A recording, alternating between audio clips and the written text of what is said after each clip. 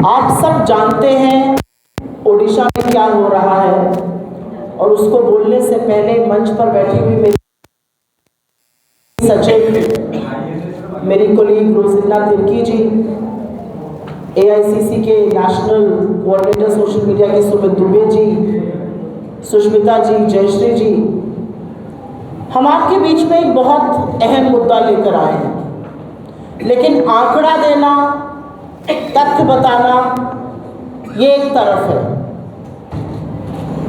ये शायद इस प्रदेश की ही नहीं, इस देश की एक बहुत बड़ी ह्यूमन ट्रेजेडी हो रही है, और इसके बारे में चर्चा नहीं है।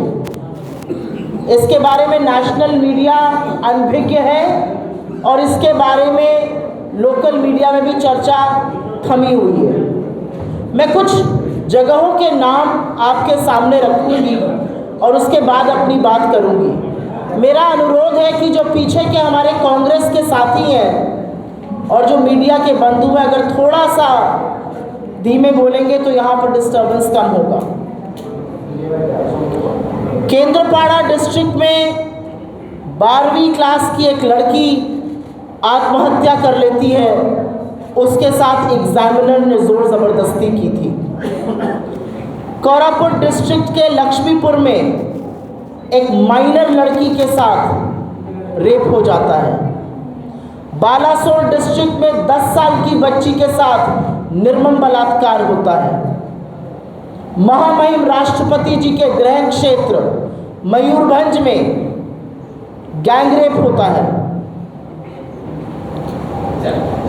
मलकानगिरी चित्रकोंडा में आदिवासी रेजिडेंसी स्कूल में रहने वाली क्लास 10 की बच्ची एक बच्चे को डिलीवर करती है।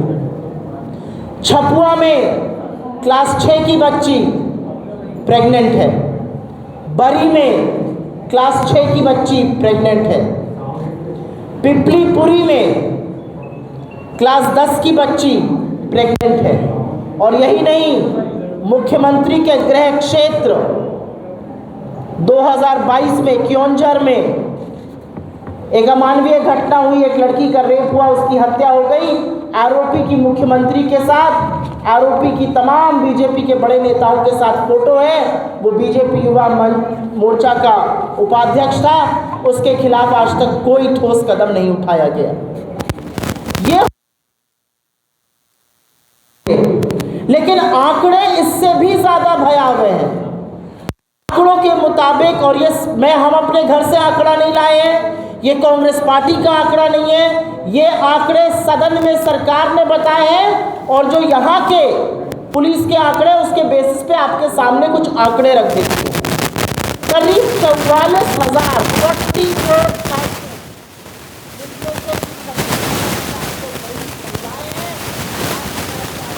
44,000 महिलाएं और बच्चे ओडिशा में गायब हैं। इस देश में रोज 39 महिलाएं गायब होती हैं, जिसमें से 13 अकेले ओडिशा में हो रहे हैं। और क्या ये सिर्फ बीजेपी के वक्त हो रहा था और बीजेपी के बाद राम राज्य आ गया है? असल में 9 महीने की जो पिक्चर है वो और भी भयावह है।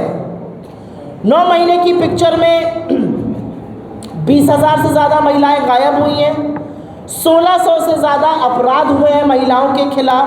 60 से ज़्यादा गैंगरेप हुए हैं। और क्राइम अगेंस्ट वुमेन में NCRB का डेटा है कि ओडिशा इस देश में नंबर 4 पर है। और ये वो मामले हैं जहां पर FIR हुई है, जहां पर मुकदमा चल रहा है। कन्विक्शन रेट तो खैर बहुत ही कम है। ऐसे तमाम और मामले हैं जहां पर ना FIR, ना शिकायत दर्ज हुई, ना मुकदमा चला, ना कोई छानबीन हुई, ना सच जानने का प्रयास हुआ। तो ऐसे में कांग्रेस पार्टी को क्या करना चाहिए? इस देश की आधी आबादी, ओडिशा की आधी आबादी के खिलाफ, और खास तौर से दलित, पिछड़ी और आदिवासी बेटियों के साथ ये खतरनाक षड्यंत्र, ये हवस का गंदा नंगा नाच किया जा रहा है। कांग्रेस पार्टी को क्या करना चाहिए? मुझे लगता है हमें वही करना चाहिए जो अभी हम कर रहे हैं। मुस्तैदी से इस पे आवाज़ उठानी चाहिए और इससे बड़ा कोई मुद्दा है ही नहीं ओडिशा में। तमाम ऐसे मुद्दे हैं जो हम उठाना चाहते हैं, लेकिन उन मुद्दों की क्या सार्थकता है, उन मुद्दों की क्या ज़रूरत है जब आधी आबादी के खिलाफ हवस का इतना गंदा नंगा नाच चल रहा है। और यह उस राज्य में हो रहा है जहां पर देवी सुभद्रा की पूजा होती है। यह उस राज्य में हो रहा है जहां पर उप मुख्यमंत्री महिला है। यह उस राज्य में हो रहा है जहां की स्पीकर महिला है।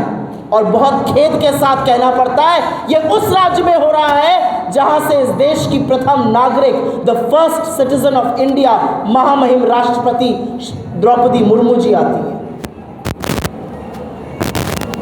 किस तौर से हम इसको बर्दाश्त कर सकते हैं? क्योंकि ये पूरी मिली भगत है। जो आंकड़े हैं वो बीजेडी के सरकार के दौरान भी थे, हमने देखा कितना कलंकित था, लेकिन तब बीजेपी के 30-30 एमएलए थे, वो एक शब्द नहीं बोलते थे, चू नहीं करते थे। अब जब बीजेपी सत्ता में आई है तो बीजेडी चुप बैठी हुई है।